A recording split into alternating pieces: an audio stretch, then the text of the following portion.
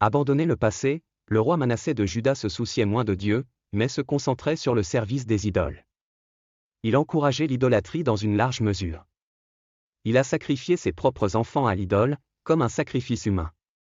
Il a également parrainé d'autres pratiques maléfiques telles que la sorcellerie et le spiritisme. L'écriture sainte du roi Manassé, et il bâtit des autels pour toute l'armée du ciel dans les deux cours de la maison de l'Éternel. Il fit aussi passer ses fils par le feu dans la vallée du fils de Hinnom. Il pratiqua la divination, utilisa la sorcellerie et consulta des médiums et des spirites. Il a fait beaucoup de mal aux yeux du Seigneur, pour le mettre en colère. Il a même placé une image sculptée, l'idole qu'il avait faite, dans la maison de Dieu, dont Dieu avait dit à David et à Salomon son fils, dans cette maison et à Jérusalem, que j'ai choisi parmi toutes les tribus d'Israël, je mettrai mon nom pour toujours, et je ne retirerai plus le pied d'Israël du pays que j'ai assigné à vos pères, seulement s'ils prennent soin de faire tout ce que je leur ai ordonné.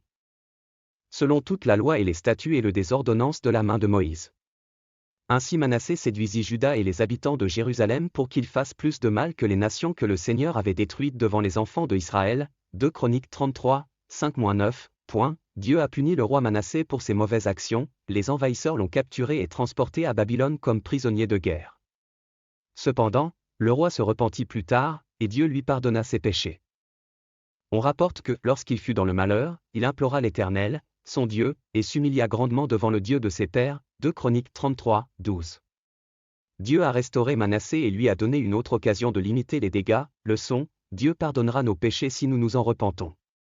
Il n'y a pas de péché trop grand pour qu'il puisse les pardonner. Une fois que nous aurons fait preuve d'une véritable humilité et d'un véritable repentir, il nous pardonnera. En attendant, le Créateur attend de nous que nous apportions des améliorations certaines après la repentance.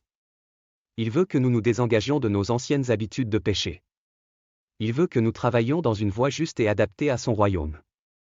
L'Écriture souligne, c'est pourquoi, si quelqu'un est en Christ, il est une nouvelle création, les choses anciennes ont disparu, voici, toutes choses sont devenues nouvelles. 2 Corinthiens 5h17. La prière, cher Jésus-Christ.